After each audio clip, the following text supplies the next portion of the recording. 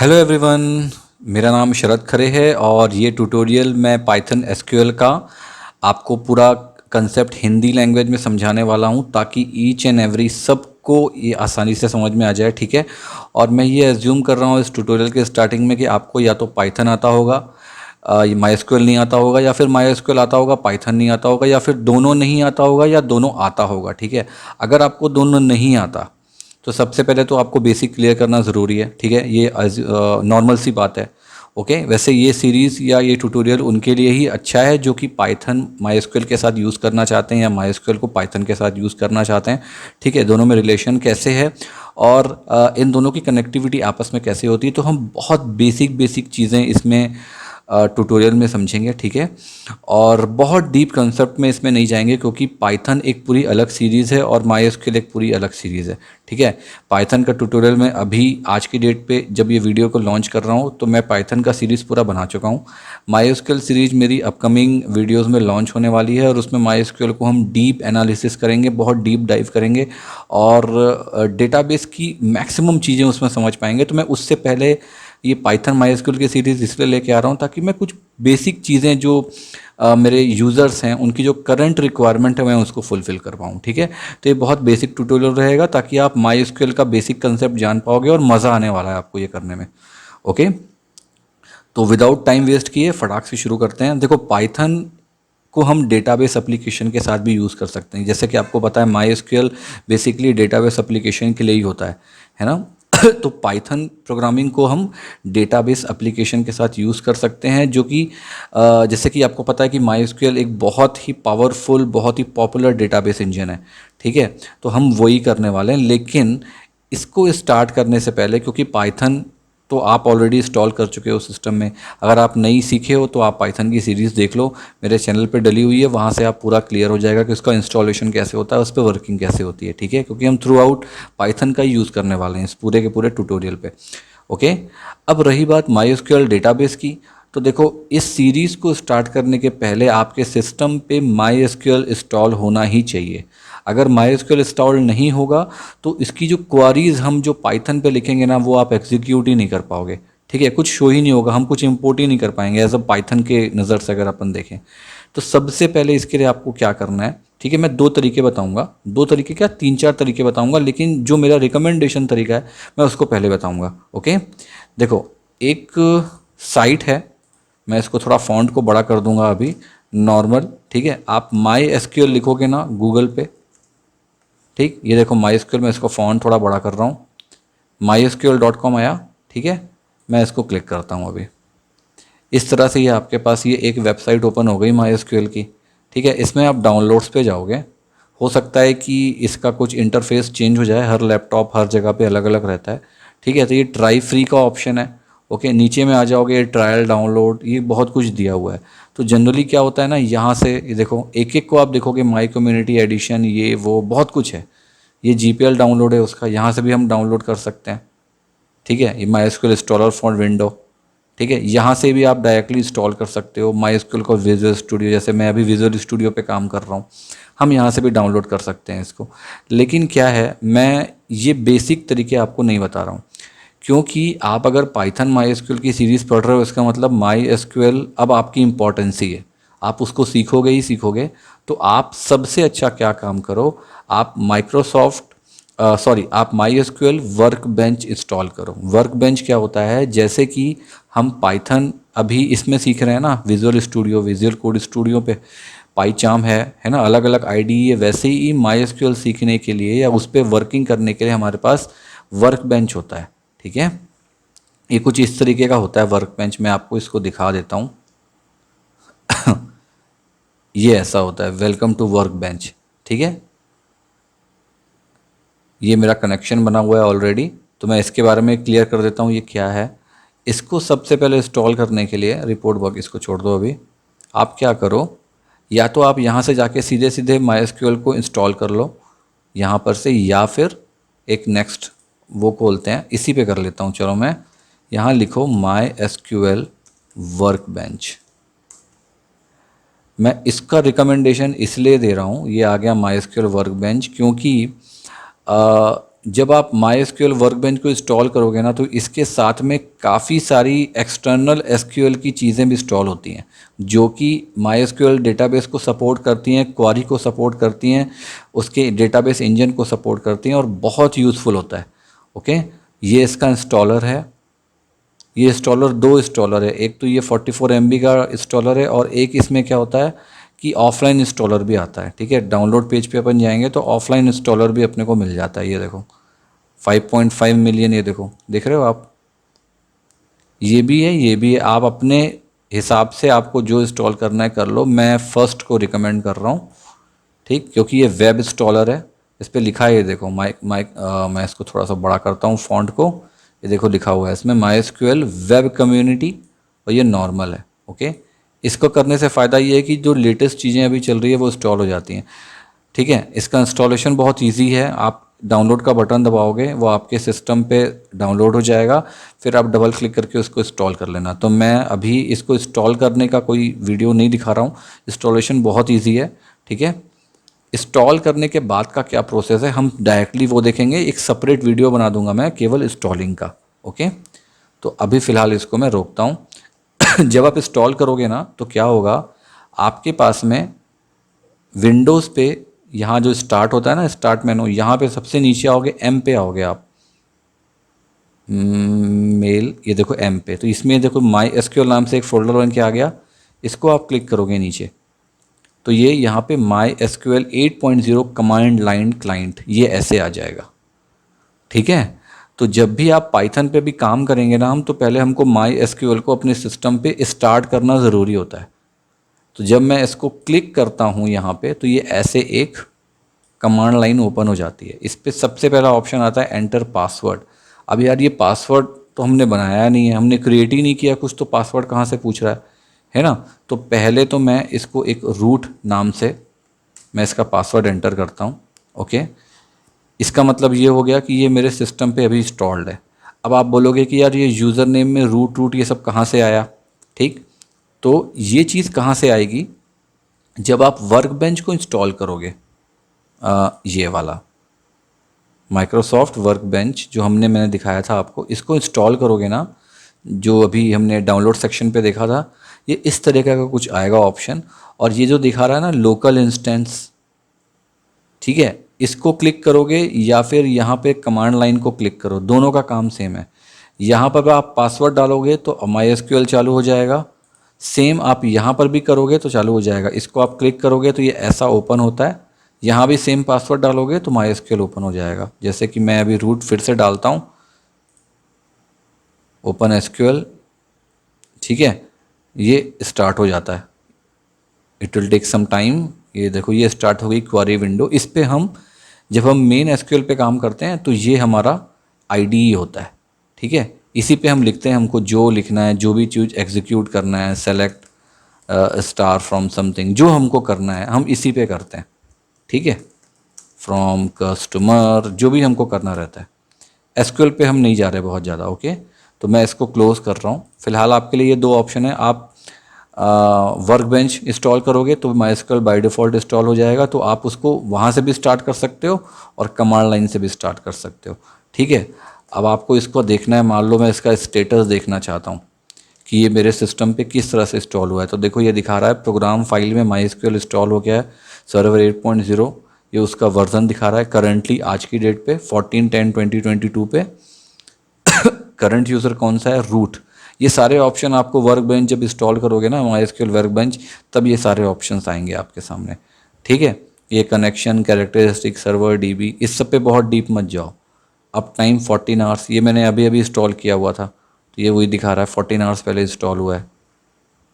ठीक है, अब ये तो हो गया MySQL। ठीक, मैं इसको क्लोज़ कर देता हूँ। अब इसको चेक करने का एक और तरीका है कि सिस्टम पे इंस्टॉल हुआ कि नहीं है। मैं सब कुछ दिखा दे रहा हूँ आपको। आप क्या करो, रन पे जाओ। ठीक है, रन पे आप यहाँ पे जाओगे, services.msc, हो सकता है ये बहुत छोटा दिख रहा हो आपको, services.msc। ठीक है, इस पे जाओगे और ओपन करोगे तो आपके सामने ये एक विंडो ओपन हो जाएगी। चलो ये एक विंडो ओपन हो गई। ठीक है, इस विंडो पे क्या होता है, MySQL पे जाओ नीचे, एम पे जाओ, एम पे जाओ, ये देखो आ गया एम। देखो यहाँ पे माई एस क्यू एल 8.0 रनिंग, मतलब क्या हो गया, माई एस क्यू एल अब चलना स्टार्ट हो गया है। स्टॉप का बटन है, पॉज बटन है, रीस्टार्ट बटन है। स्टॉप करना है, स्टॉप कर सकते हो। ठीक है, तो जैसे ही मैंने वहाँ पे रूट का पासवर्ड डाला था ना कमांड प्रॉम्प्ट पे, तो वो क्या है, स्टार्ट हो गया। अब स्टार्ट हो गया तो मैं अब क्या कर सकता हूँ, जब माई एस क्यू एल स्टार्ट हो गया तो मैं अपनी क्वारी यहाँ पर एग्जीक्यूट कर सकता हूँ। ओके, ठीक है, होप आपको क्लियर हो गया होगा कि आपको अगर इसमें काम करना है तो पहले माई एस क्यू एल को स्टार्ट करना पड़ेगा। तो या तो वर्क बेंच के थ्रू स्टार्ट कर लेना, या सीधे कमांड प्रॉम्प्ट के थ्रू जाके स्टार्ट कर लेना। ठीक है, ये मैं शॉर्टकट यहीं पर ले आया हूँ फ्रंट पे। ठीक है, इसको नोट डाउन करने की ज़रूरत नहीं है, वीडियो को एक दो बार आप पॉज करके देखोगे ना तो आपको सारी चीज़ें मिल जाएंगी। नहीं तो कमेंट कर देना मुझे, मैं एक सेपरेट से अलग सा वीडियो बना दूंगा इसके लिए। ठीक है, मैं फोकस अभी मेन ट्यूटोरियल पे कर रहा हूँ, इंस्टॉलेशन पे नहीं कर रहा हूँ। ओके, सो ये वाला पार्ट हमारा हो गया।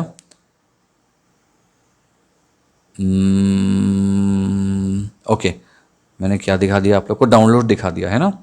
तो मैं एज्यूम कर रहा हूँ कि डाउनलोड भी हो गया। अब माई एस क्यू एल डाउनलोड तो हो गया, अब इसके बाद एक चीज़ और डाउनलोड करनी बची है। वो ये है कि मान लो मैं यहाँ पर एक फ़ाइल बनाता हूँ। ठीक है, यहाँ पर मैं एक फ़ाइल बनाता हूँ, मान लो मैं यहाँ बनाता हूँ फर्स्ट वाला फाइल है ना हमारा, तो मैं यहाँ लिखता हूँ 1_intro.py, क्योंकि हम पाइथन पे कर रहे हैं। ठीक है, तो मैं इसको अंडरस्कोर कर देता हूँ .py। ये पहली वाली मेरी फाइल बन गई।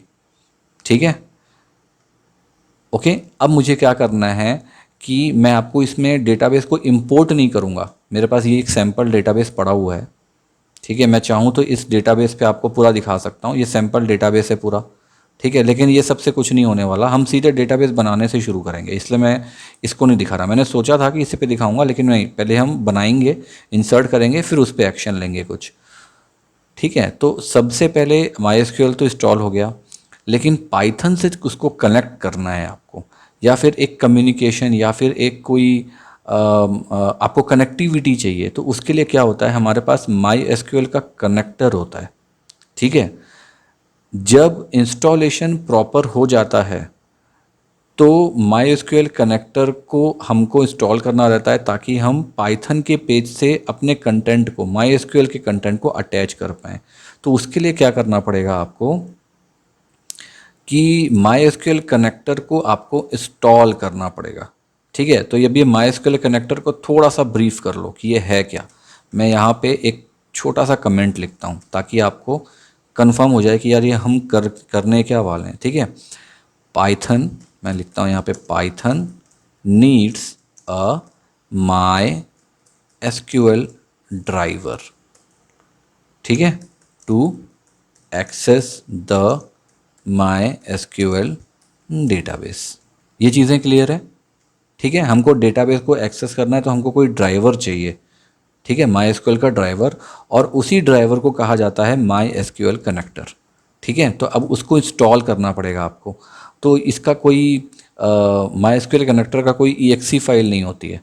ओके, इसको आपको पाइथन के थ्रू इंस्टॉल करना पड़ेगा। तो आप क्या करोगे, नॉर्मल कमांड प्रॉम्प्ट ओपन करो, जो हम पाइथन पे हमेशा करते आए हैं पिप के थ्रू, हम वही करेंगे। ठीक है, मैं इसका फॉन्ट बड़ा कर दिया। यहाँ पे हम क्या लिखेंगे, पिप इंस्टॉल, और क्या लिखूँ यहाँ पे मैं लिखता हूँ, आप ध्यान से देखना मैं क्या लिखने वाला हूँ, MySQL फिर हाइफन कनेक्टर। ठीक है, कनेक्टर, ओके, हाइफन पाइथन। ठीक, मेरे सिस्टम पे ये ऑलरेडी इंस्टॉल्ड है, तो मैं इसको वापस ओवरराइट करने के मूड पे नहीं हूँ, लेकिन मैं एक बार दबा देता हूँ ताकि ये दिखा दे कि ऑलरेडी ये सेटिस्फाइड हो चुका है, फुलफिल हो चुका है। ठीक है, देखो क्या दिखाया, रिक्वायरमेंट ऑलरेडी सेटिस्फाइड, क्योंकि ये मैंने ऑलरेडी इंस्टॉल किया हुआ है। आपके में ये सक्सेस दिखाएगा। ठीक है, सिंपल सा कोड है, 1 सेकंड में एग्जीक्यूट हो जाता है। जब ये एग्जीक्यूट हो जाता है, ठीक है, तो अब क्या हो गया, रेडी हो चुका है हमारा। हम अब MySQL कनेक्टर के थ्रू MySQL डेटाबेस को क्रिएट कर सकते हैं, उसको कनेक्ट कर सकते हैं पाइथन के अंदर। ओके, तो अब सबसे पहले इसकी कनेक्टिविटी देख लेते हैं। भाई ये तो हमारा इंस्टॉल हो गया, ये विदाउट एरर इंस्टॉल होगा, इसमें कोई प्रॉब्लम नहीं होने वाली है आप लोगों को। अब नीचे आ जाओ, ठीक है। अब इसको चेक कर लेते हैं कि यार प्रॉपर इंस्टॉल हुआ है कि नहीं हुआ है। तो मैं क्या करूँगा, इंपोर्ट करूँगा। इंपोर्ट क्या करूँ, माई एसक्यूएल। ये देखो, अगर मान लो एसक्यूएल नहीं होता इंस्टॉल तो पहली चीज़ ये सब चीज़ें यहाँ पे शो नहीं होती, ठीक है। तो एसक्यूएल डॉट कनेक्टर, देखो विदाउट एनी एरर ये इसमें इंस्टॉल है, कोई एरर नहीं आ रहा है। अगर एरर आता है तो कुछ ऐसा एरर दिखाएगा, ठीक है। ये जो येलो कलर का लाइन आया ना नीचे, अगर इंस्टॉल नहीं हुआ होगा या कुछ एरर आया होगा तो ऐसी लाइन आ जाएगी। ये मैं आपको दिखा रहा हूँ केवल स्पेलिंग को चेंज करके, ओके। अदरवाइज़ कोई प्रॉब्लम नहीं आएगी इसमें। तो अगर आप यहाँ तक पहुँच गए मतलब आपका MySQL कनेक्टर प्रॉपरली इंस्टॉल हो गया है आपके सिस्टम में। अब आप कोई भी कोड एग्जीक्यूट कर सकते हो, ठीक है। तो सबसे पहला काम अपन क्या करते हैं, एक कनेक्शन बनाते हैं डेटाबेस से, ठीक है। जैसे कि आपने वर्क बेंच पे देखा था ना कि हम रूट के अंदर गए एक कनेक्शन बनाए, तो वैसे ही हम कनेक्टर के थ्रू पहले हमारे डेटाबेस से कनेक्शन बनाएंगे, फिर उसके अंदर unlimited number of tables upon create कर सकते हैं, क्योंकि डेटाबेस तो एक ही होगा। उसके अंदर 100 टेबल बना सकते हो आप, एक कस्टमर का, एक एम्प्लॉय का, एक XYZ का, एक प्रोडक्ट का, किसी का भी बना सकते हो आप, ठीक है। तो सबसे पहले अपन एक कनेक्टर के थ्रू लोकल होस्ट मशीन पे यूज़र आईडी पासवर्ड जो रहता है डेटाबेस पे उसके थ्रू हम कनेक्ट होंगे, ओके। तो मैं यहाँ लिखता हूँ नीचे, अभी मेरा जो होस्ट है वो है लोकल होस्ट, ठीक है। वर्क बेंच में इसकी डिटेलिंग मिल जाएगी आपको ये, और ये सब मशीन के लिए सेम होता है, कोई प्रॉब्लम नहीं है, ओके। बस जो पासवर्ड आप डालोगे ना वो रूट ही डालना, या रूट टॉर डालना, या ऐसा डालना जो आप एक्सेस कर पाओ, भूलो मत, ठीक है। तो हमने MySQL इंपोर्ट किया। अब आप क्या करोगे, नीचे आओ, यहाँ पे लिखो MySQL, क्योंकि अब हमको कनेक्टिविटी करनी है, ठीक है। तो MySQL कनेक्टर, ठीक है। इसको मैं बोलता हूँ कि भाई साहब अब आप कनेक्ट हो जाओ, ठीक है। कनेक्ट कहाँ पे हो जाओ, आप हो जाओ जो होस्ट है मेरा, ठीक। मेरा होस्ट क्या है, मेरा होस्ट है लोकल होस्ट, ये सब के सिस्टम पे सेम होगा, ठीक है। लोकल होस्ट, आप इसकी जगह पे 127.0.0.1 भी कर सकते हो, ठीक है। ये भी कर सकते हो, ये भी दिखा दे रहा हूँ 127.0.0.1, आप ये भी कर सकते हो, बट मत करना, क्योंकि कई बार हम लोकल होस्ट को चेंज करते हैं। बहुत सारी चीज़ें, जैसे हम जैम इंस्टॉल करेंगे तो लोकल होस्ट चेंज हो जाता है, उसको हम कर सकते हैं कई बार एप्लीकेशन के थ्रू, क्योंकि कई बार कॉन्फ्लिक्ट होता है। मान लो मैं जैम के थ्रू एसक्यूएल को ऑन करना चाहता हूँ, वर्क बेंच के थ्रू नहीं करना चाहता, तो मैं पोर्ट नंबर भी चेंज कर सकता हूँ उसके थ्रू, ठीक है। तो वो बहुत डीप डाइव वाली बात है, उसको छोड़ देते हैं। सिंपल सी बात यह है कि आप यहाँ पे लोकल होस्ट ही लिखना, ठीक है। लोकल होस्ट बाय डिफ़ॉल्ट आएगा और बाय डिफ़ॉल्ट सेम रहेगा, कोई प्रॉब्लम नहीं है, ठीक है। तो ये लोकल होस्ट तो आ गया। अब यार इस लोकल होस्ट में यूज़र आईडी पासवर्ड भी तो था एसक्यूएल कनेक्ट करने के लिए, तो आप यहाँ पे लिखोगे यूज़र इज़ इक्वल टू, ठीक है। जब मैं वर्क बेंच को इंस्टॉल किया था तो मैंने MySQL का यूज़र डाला हुआ था रूट, तो मैं यहाँ पर भी वही डालने वाला हूँ रूट, ठीक है। ये बाय डिफ़ॉल्ट पहला यूज़र होता है, आप इसको सेम रहने देना। पासवर्ड आप चेंज कर सकते हो अपने हिसाब से, और मैंने पासवर्ड को भी रूट ही दिया हुआ है ताकि मुझे याद रहे अच्छे से, ठीक है। तो यहाँ पे अब आप डालो पासवर्ड, पासवर्ड क्या रहेगा, पासवर्ड हमारा हो गया यहाँ पे रूट, आप यहाँ कुछ भी कर सकते हो, ठीक है। मैं आपको ये 3 चीज़ें बता रहा हूँ, होस्ट, यूज़र एंड पासवर्ड, ये बहुत कॉमन है। कई बार हम यहाँ पे पोर्ट भी करते हैं, अगर आपका पोर्ट नंबर चेंज है ना, पोर्ट नंबर अगर आपका चेंज है तो आप यहाँ पोर्ट नंबर भी चेंज कर सकते हो, ठीक है। जैसे बाय डिफ़ॉल्ट MySQL का पोर्ट जो होता है वो होता है 3306, कई बार हम यहाँ 7 कर देते हैं, कई बार 9 कर देते हैं, अपनी रिक्वायरमेंट के हिसाब से, अगर हमको उस पोर्ट को यूज़ करना है अलग फील्ड पे तो, ठीक है। तो ये मैं आपको नहीं दिखा रहा हूँ, इसलिए बाय डिफ़ॉल्ट ही रहने दो, क्योंकि मैं ये अज्यूम कर रहा हूँ कि आप पहली बार इसको कर रहे हो, ठीक है। तो ये host, local host, user root, password root, ये तीनों चारों चीज़ें हो गई। मैंने यहाँ पे ब्रैकेट्स को क्लोज कर दिया, ठीक है। अब मैं क्या करता हूँ, इसको एक वेरिएबल का नाम दे देता हूँ, क्योंकि इतना बड़ा तो मैं कॉल नहीं कर पाऊँगा ना इसको।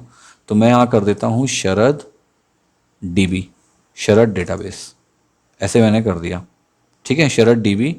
अब मैं इसको प्रिंट करके देखता हूँ कि यार ये प्रॉपरली एग्जीक्यूट हुआ है कि नहीं विदाउट एनी एरर। अगर ये प्रॉपरली एग्जीक्यूट हुआ होगा तो मेरे पास क्या आएगा, एक माई कनेक्टर कनेक्शन, इसका एक ऑब्जेक्ट टाइप आएगा, एक अलग लैंग्वेज में, जैसे 0x0512 इस टाइप से कुछ दिखाएगा। ठीक है, तो मैं सबसे पहले तो भाई इसको प्रिंट कर देता हूँ। किसको प्रिंट करना है मुझको प्रिंट करना है शरद, शरद डीबी को। ठीक है, मैं एक बार इसको एग्जीक्यूट करके देखता हूँ कि यार ये प्रॉपर कनेक्टिविटी इसकी हुई है कि नहीं हुई है, क्योंकि उसके बाद ही हम बाकी चीज़ें कर पाएंगे। नहीं, थोड़ा सा इसको खिसका देता हूँ। ऑब्जेक्ट टाइप आएगा मेरे पास अगर कनेक्टिविटी प्रॉपर ढंग से हुई होगी तो। क्या हो गया भाई? यस, ये देखो आ गया, ये प्रॉपर कनेक्टिविटी है क्योंकि आउटपुट क्या आया, माई कनेक्टर कनेक्शन कनेक्शन। ये देखो ऑब्जेक्ट टाइप आ गया मेरे पास 00x2 समथिंग कुछ। ठीक है, यही आपके पास आउटपुट आएगा, तो आपको ये कंफर्म होगा कि हाँ मेरा प्रॉपरली कनेक्टेड हो गया है। अदरवाइज अगर यहाँ पे ऑब्जेक्ट के अलावा कुछ और आता है तो वो एरर है, इस चीज़ का ध्यान रखना। हाँ, ये रैंडमली चेंज हो सकता है क्योंकि ये एक रैंडमली चेंज होने वाली चीज़ है, तो इस पे बहुत ध्यान मत देना। ऑब्जेक्ट सामने सामने मेंशन होना चाहिए। ओके, ठीक है, तो इस तरह से क्या कर सकते हो, आप उसको चेक कर सकते हो कि मेरा माई एसक्यूएल प्रॉपरली पाइथन के साथ कनेक्शन हुआ है कि नहीं हुआ है, मैं उसको पाइथन में यूज़ कर पा रहा हूँ कि नहीं कर पा रहा हूँ। क्योंकि देखो आप कनेक्टर का यूज़ करके डेटाबेस से कनेक्ट भी हो गए, प्लस आपने कोड किस में किया है, पाइथन में किया है। मतलब आप पहले पड़ाव को तो पार कर लिए। ये सबसे कठिन पड़ाव होता है, यही चीज़ सबसे ज़्यादा लोग करते हैं। तो मैंने कोशिश करी है आपको बहुत सिंपल तरीके से समझाने की। यहाँ पर बहुत लोगों का एरर आता है, बहुत प्रॉब्लम क्रिएट होती है, वो लोग स्टार्ट ही नहीं कर पाते। ठीक है, तो ये प्रॉब्लम नहीं आनी चाहिए अगर आप प्रॉपर इंस्टॉलेशन करते हो तो। और स्मूथ और रिफ्रेश इंस्टॉल करना, ठीक है, कॉम्प्लिकेट मत करना चीज़ों को। ठीक है, मैंने स्टेप बाय स्टेप बनाने की पूरी कोशिश करी है कि कैसे आप कर सकते हो। ओके, और एक काम करता हूँ नेक्स्ट वीडियो पे, ये तो पहला वाला वीडियो था ना हमारा, हाँ ठीक है, नेक्स्ट वीडियो पे मैं आपको बताता हूँ कि हम इंपोर्ट नहीं करेंगे। मैंने ये डेटाबेस बनाया तो था, लेकिन मैं इसको इंपोर्ट नहीं बताऊंगा। इंपोर्ट करना बहुत आसान है, उस पर वर्किंग करनी आसान है। मैं आपको बताऊंगा कि डेटाबेस को क्रिएट कैसे करना है स्टार्टिंग से।